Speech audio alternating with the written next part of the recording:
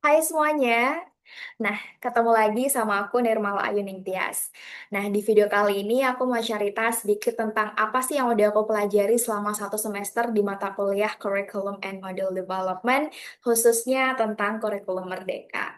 Nah, tapi sebelum itu kita bahas dulu nih, apa sih sebenarnya kurikulum itu? Ya, jadi nggak usah berlama-lama, nggak usah basa-basi, langsung aja kita masuk to the point ya. Kita bakal bahas kurikulum lalu kurikulum Merdeka. Apa sih sebenarnya kurikulum itu? Nah, jadi kalau menurut aku, kurikulum itu enggak, ini bukan menurut ini kesimpulan yang aku ambil dari mata kuliah ini ya. Jadi, kurikulum itu bisa dibilang sebagai rencana besar tentang proses belajar di sekolah. Kayak mulai dari materi apa yang dipelajari, gimana cara belajarnya, sampai bagaimana hasilnya nanti tuh dinilai gitu. Intinya tuh kurikulum tuh bisa kayak peta jalan pendidikan gitu intinya. Jadi guru pakai kurikulum sebagai panduan untuk mengajar dan siswa juga belajar sesuai arah yang ditentukan kurikulum itu gitu.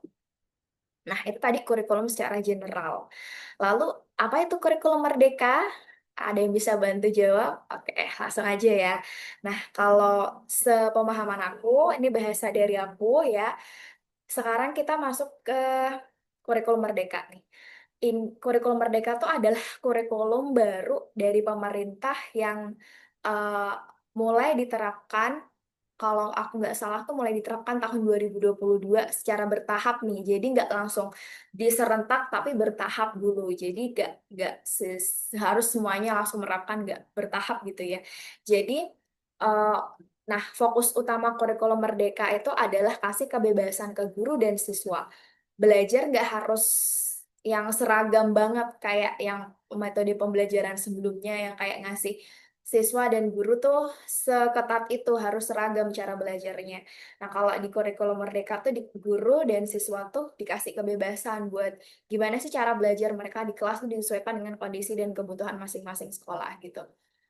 Em, Kemudian kalau di kurikulum Merdeka tuh belajarnya jadi fleksibel, menyenangkan, dan yang penting berpusat pada siswa atau student center learning gitu.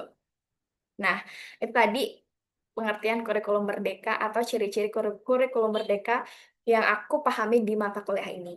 Kemudian selanjutnya, di dalam kurikulum merdeka itu ada beberapa bagian penting yang teman-teman semua juga harus tahu. Yang pertama itu ada P5, yang kita kenal P5 atau Proyek Penguatan Profil Pelajar Pancasila. Nah, dan itu semacam proyek nyata yang ngajarin siswa jadi pribadi yang berkarakter, cinta lingkungan, dan yang paling penting adalah siswa itu jadi punya nilai-nilai Pancasila gitu. Aku setuju. Dan ini kalau dari aku, ini adalah part atau bagian yang paling aku suka di kurikulum Merdeka.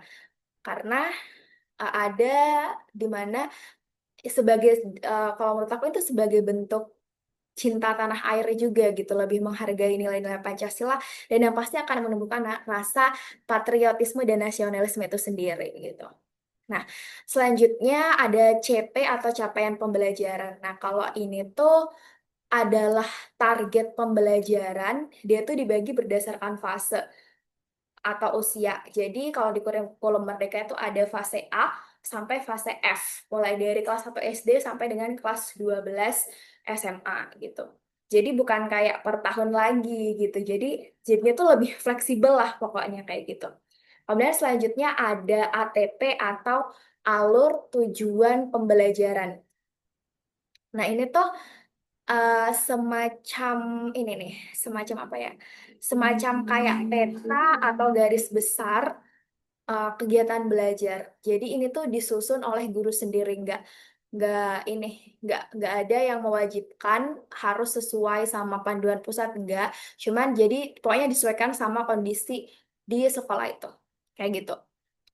Kemudian yang terakhir itu ada modul ajar. Kalau dulu kita kenalnya RPP, nah kalau di kurikulum Merdeka itu kita menyebutnya modul ajar, modul yang dibuat atau dimodifikasi guru sesuai dengan kebutuhan murid dan kondisi sekolah. Intinya yang dulu kita kenal RPP, sekarang itu di kurikulum Merdeka namanya modul ajar. Nah, bedanya kalau modul ajar ini tuh bener-bener dikasih kebebasan ke guru gimana sih dia tuh membuat materi pembelajaran tuh yang benar-benar disesuaikan sama kondisi dan kebutuhan siswa. Jadi fleksibel dan siswa nggak punya tekanan yang berat gitu untuk belajar karena sesuai. Jadi lebih kayak student center lah gitu.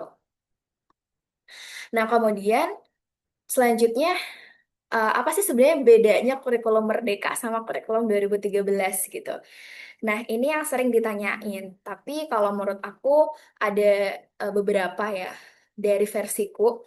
Bedanya lumayan eh, signifikan sih. Kayak misal nih, di kurikulum 2013 itu pembelajarannya tuh cenderung padat, seragam, dan ini banyak penilaian formal gitu. Tapi kalau di kurikulum Merdeka itu kayak kasih ruang buat siswa eksplorasi, buat guru lebih bebas dan penilaian tuh lebih menyeluruh. Kayak nggak cuma nilai angka aja gitu. Ada aspek-aspek lain yang emang dinilai di kurikulum Merdeka gitu. Kayak termasuk P5 itu. Kemudian kalau di K13 tuh guru harus ngikutin RPP yang panjang. Nah, kalau sekarang di kurikulum Merdeka itu cukup yang efisien dan to the point aja gitu. Dan satu lagi, sekolah juga bebas memilih mau pakai kurikulum Merdeka full, versi transisi atau masih pakai K13. Tapi kalau kata dosenku, semua sekolah sekarang udah pakai kurikulum Merdeka gitu. Nah, selanjutnya, apa sih tujuan utamanya dari kurikulum Merdeka nih? Intinya, sepemahaman aku dari yang udah aku dapat adalah biar proses belajar tuh jadi lebih relevan, bermakna, dan bikin siswa siap menghadapi tantangan zaman. Jadi kayak siswa nggak cuma dituntut pintar, tapi juga punya karakter, mampu berpikir kritis dan kolaboratif dan inovatif. Itu sebenarnya yang didorong,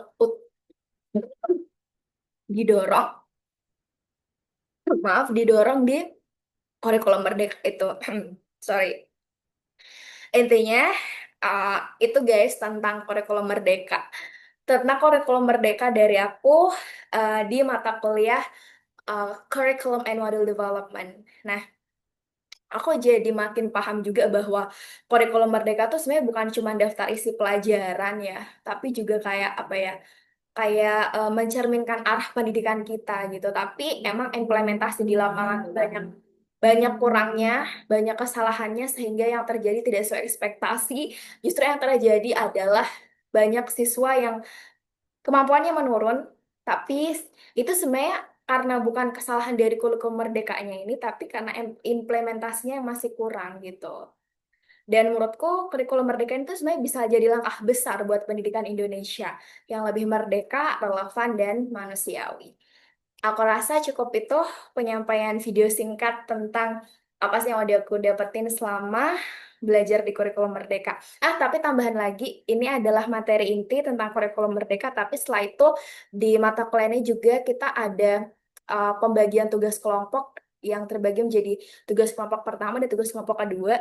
Di tugas kelompok pertama kita tuh disuruh analisis modul dari sekolah-sekolah, kayak satu pertemuan ya, untuk analisis nih apa aja sih sebenarnya kurangnya, apa aja sih sebenarnya yang masih perlu ditingkatkan dan sebagainya.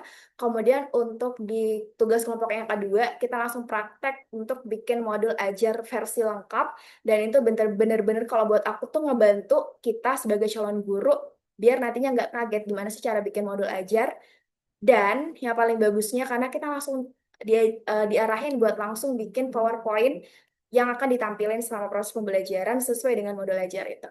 Aku rasa itu aja. Semoga video ini bermanfaat buat aku dan buat yang nonton. Terima kasih. Wassalamualaikum warahmatullahi wabarakatuh.